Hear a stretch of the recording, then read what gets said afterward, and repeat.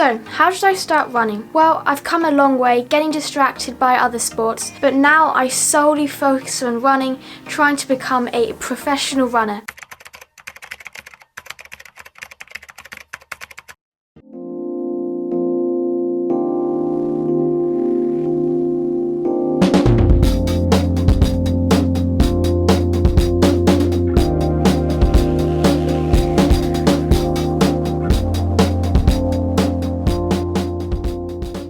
So, how did I start running? Well, I didn't actually start with my first sport being running.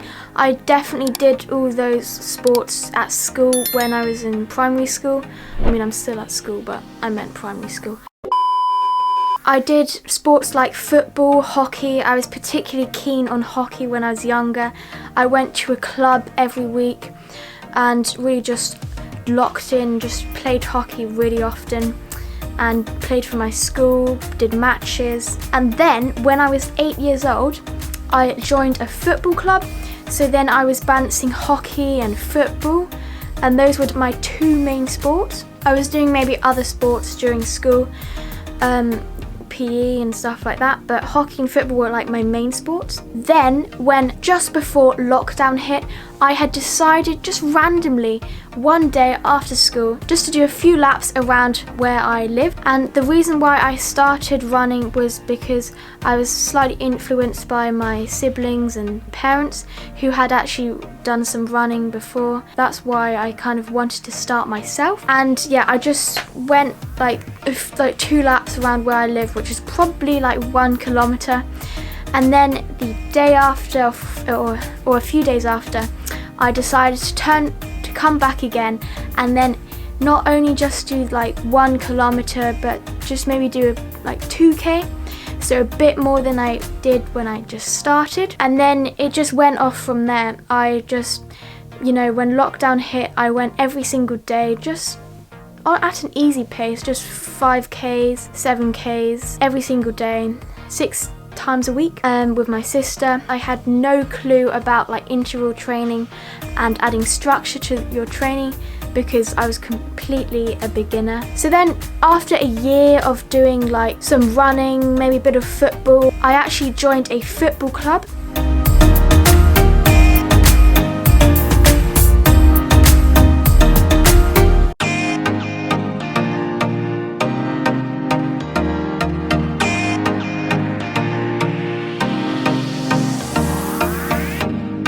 And I kind of focus more on the football than on running. So then perhaps maybe my running was kind of like, my running fitness kind of went a little bit, but I was still playing football, so I still had a little bit of fitness. And yeah, I was still running, still doing like cross-country races and track races. But still obviously doing the football. And then when it was 2023, that was the year when I had this knee problem. It was just like my knees were growing or something, and it was just really painful all the time when I was running. Maybe it was like shin splints, but I mean I went to a physio to sort it out. And then, that went on for actually a year. It was so depressing, like a year off, like only being able to run like once a week. But obviously the good thing is that I still had something to occupy myself, which was by playing football. I just did that 24/7 and just running once a week down at the track. And when I was at the track, I barely was running. When everyone was just doing like these fast intervals around the track, I could barely run, but I still kept it up, just running once a week. And then a year later, I found like in the summer, my knees were just getting better. They weren't feeling so painful when I was running. And then at that point, I kind of fell out of love with football because I realised I was not the right physique to play football. I'm just a bit too skinny maybe, and all the other girls were too bulky, and I was not like that at all. So I realised that was not the right sport for me, and then I completely quit football.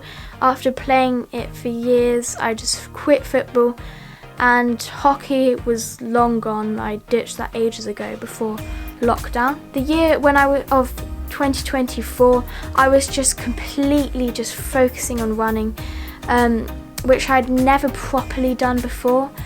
I had only maybe run twice a week, and especially when I had my knee problem, only once.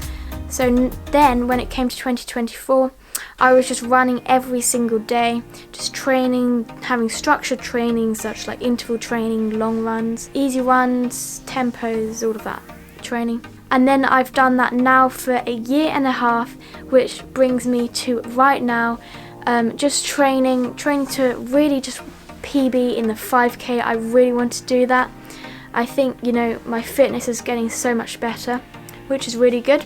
Yeah, I have run faster sessions than I have ever done before, so that's definitely a good sign of me being able to PB firstly in the 5K, and then now it's coming up to the track season, so I really want to PB in distances like the 3K and 1500. Although I don't really like the 1500, you know, it helps with, you know, the slightly longer of the middle distances.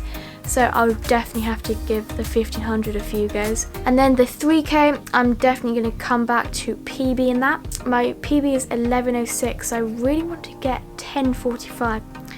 We'll see what happens. But yeah, I'm going to make some footage of this track season's races. Can't wait for that.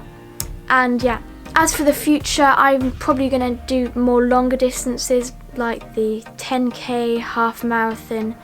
And when I'm in my later 20s and 30s, I definitely want to be a pro runner and want to be particularly a pro marathon runner, because I love the longer distances, and I feel like in the longer distances you don't need to be naturally talented to be good at that. You just need to work hard, and especially because I'm an absolute cart horse, I am so bad at speed, I can't do it. But the best thing is just to focus on speed to get better at the long distances that I'm going to do in the future. And I think it's more sensible to do shorter distances like 5K and 3K at my age, because it's probably a bit less risk of injury compared if I just picked up the marathon at my age. You know, I'm just putting it on the safer side. And then when we get older, I have aspirations to be a pro runner, particularly in the marathon, as I said. But anyway, that is the story of how I started running. If you enjoyed today's video, make sure to like, subscribe, comment and share this video to anyone you may think would like it too. And I'll see you in the next one. Bye!